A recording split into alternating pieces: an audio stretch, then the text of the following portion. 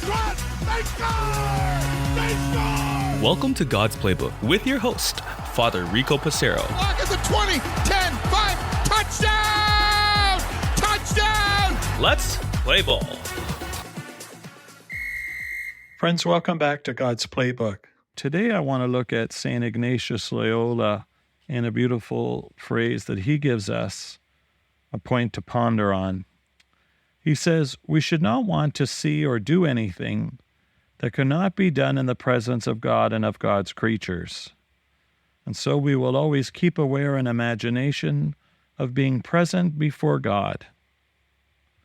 Again, St. Ignatius says, we should not want to see or do anything that could not be done in the presence of God and of God's creatures. And so we will always keep aware an imagination of being present before God. God is forever present, not in a creepy way or a scary way, but in a beautiful way. God knows our minds, our hearts, what's on our lips, our behaviors, what we fail to do. God sees everything. God hears everything. God sees everything.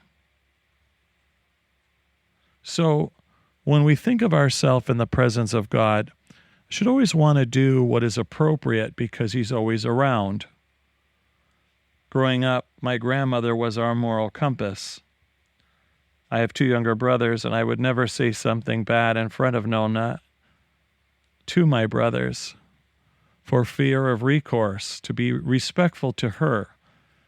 Her presence in the room suggested that we are to behave at all costs, as my parents ingrained that in us, as my last surviving grandparent.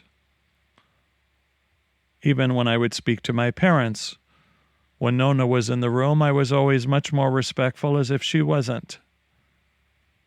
Now, my parents always deserved my respect, and yet there were times in which I was very disrespectful. But when Nonna's around, my mother would say, you guys always behave a little bit better. Well, that's because my parents ingrained in the 3 of us that when Nonna's around, we are to always behave.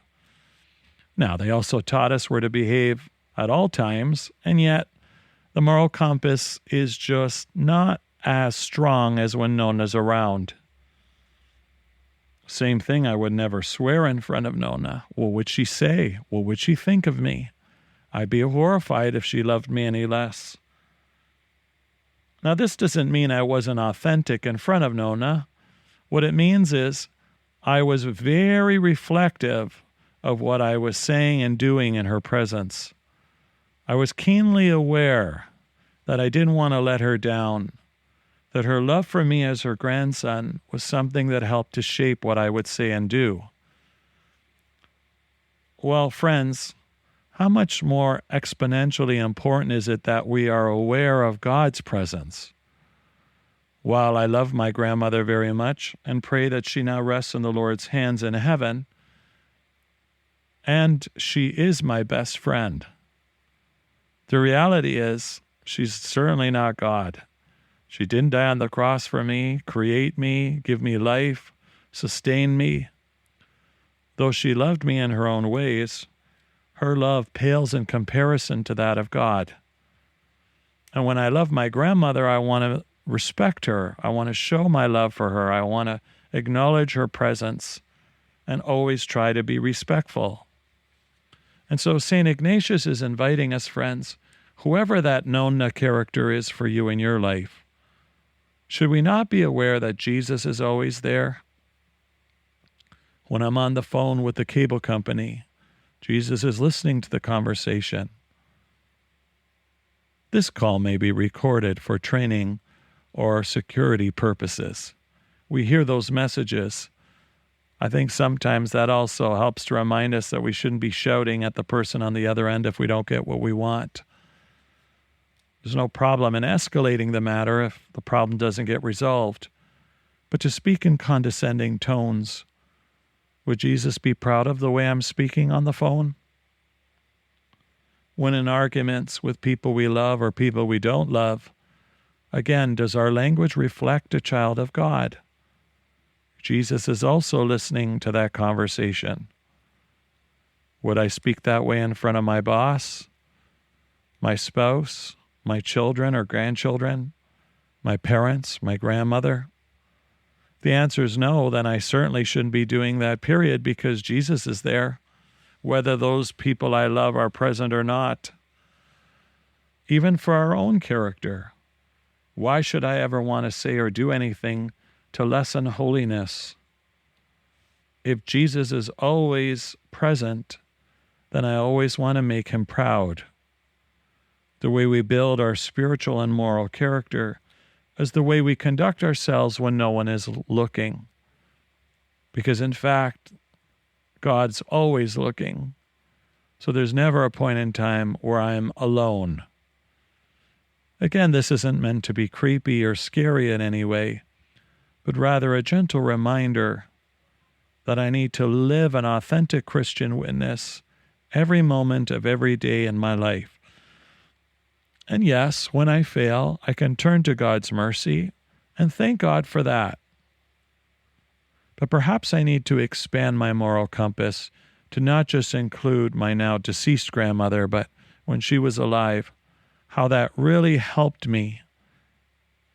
Perhaps this phrase from St. Ignatius can really help us, friends, to realize I need to be very cognizant of what I say and do. I don't want to let God down. In fact, when I bite my tongue, turn the other cheek, respond to hate with love, it not only makes God proud, but puts a smile on his face, an act of kindness, a willingness to be virtuous. These are choices I want to make each day.